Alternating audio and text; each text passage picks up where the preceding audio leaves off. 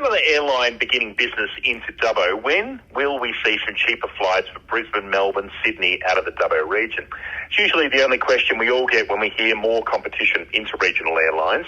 But we've got a brand new Western Sydney airport that's set to open in less than 3 years. Could the reality be closer? Matthew Dickerson is the Mayor of the Dubbo Regional Council. They operate the local airport. Joins me today. G'day, Matthew Dickerson. Good morning, Nick. You've got some good questions there. I'm not sure I've got all the answers to all those questions. No, that's okay. I think it's something where, first of all, we think about what the Dubbo Regional Council does operate the airport for. Does that incorporate a lot of our ticket when we come to think about the operation of the airport? Do Qantas, Rex and others say, well, that's where the sting of the ticket tends to be? Well, I wouldn't think that would be the majority. Well, it definitely isn't the majority of the ticket price. And certainly there's always pressure on council to keep the fees that are charged through the airport at a reasonable level.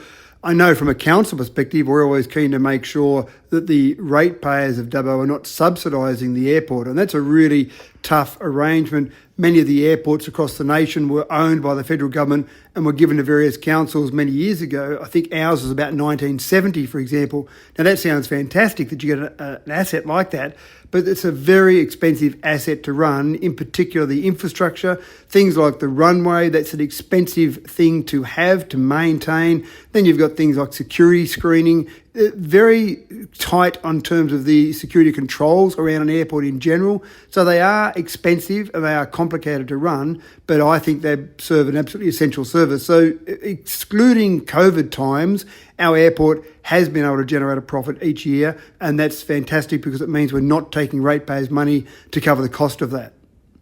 2026 is when the brand new airport does open for Western Sydney.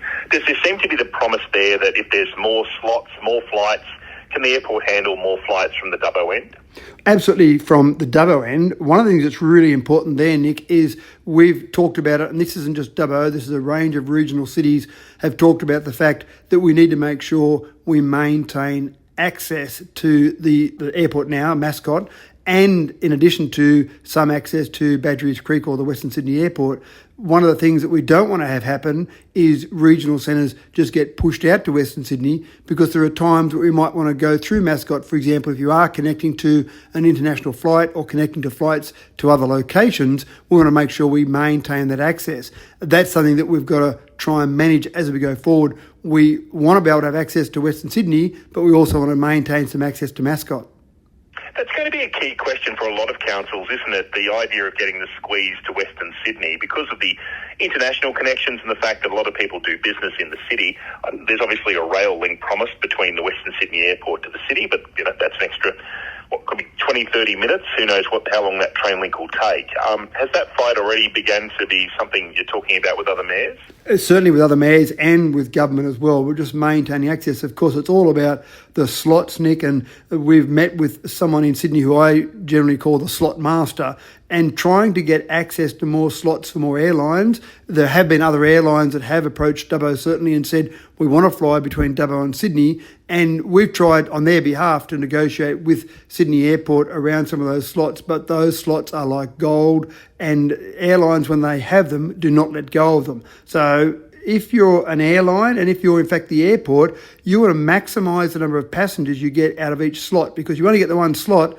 If you fly larger aircraft, more people, then you're generating more income, whether you're the airport, who normally charge a per head basis, or the airline themselves. So that's one thing that's really important. It might get to the stage where those slots get squeezed out to larger aircraft and larger airlines, which might be a disadvantage to regional locations. So we have already started that fight and that discussion around those slots and maintaining those slots. Talking about larger aircraft, that seems to be a key discussion for Dubbo, because upgrading the airport has been on the cards for a little while. You got some initial task force money there, but really the idea about expanding the airport, making the runway bigger, pardon the pun, hasn't really taken off just yet, has it? Well, it's one of those things that it's very hard to justify. And again, I talk about those costs to the ratepayer. We as a council simply can't afford to lengthen and strengthen that runway. There's no justifiable reason we can do that for larger aircraft. When we've spoken to the airlines, they've said that they would typically have smaller aircraft flying more regular rather than larger aircraft, just based on our population. But we've also got, you mentioned there, a task force or a business case. We got some money last year for a business case to look at the potential to lengthen and strengthen that runway based on the services we provide to the Rural Fire Service. You're probably well aware at the moment that we have an RJ85, that's the large aerial tanker that you see parked off on the right-hand side when you pull up to the airport. That's from Canada, and that's a lease that's in place with the Rural Fire Service. And that lease is sitting there with that aircraft sitting there, but that lease runs out in about a year's time. The Rural Fire Service owns some 737s that they use for their aerial tankers, but with those, they're too large to actually use our runway. The runway is not long enough and not strong enough. So that's part of that business case in terms of lengthening and strengthening that to serve as an essential service for fighting fires. If we get that, we then might get an added benefit for passenger aircraft, but that's secondary. And the airlines don't seem to have a demand for that at the moment either. That's the bottom line. Again, when we've spoken to airlines, they say we could bring larger aircraft, and rather than having 2, 3, 4 services a day, we'd have one service a day. But all of their metrics say that more regular aircraft is more important for passengers rather than larger aircraft. So, and that makes sense. If I'm flying to Sydney to do business for the day, or if I'm flying to Sydney to connect to another aircraft, then I want to be able to choose when I fly. I don't really care if I'm getting on a plane that's got 30 seats or 50 seats or 200 seats. It's more about the convenience of timing.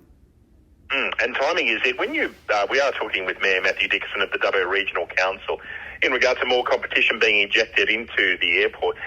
Mayor Dickerson, when you're chatting with airlines, are they talking about if they had more slots to Sydney, they would do more flights? Do they have that demand for more flights, particularly for the Sydney to Dubbo route?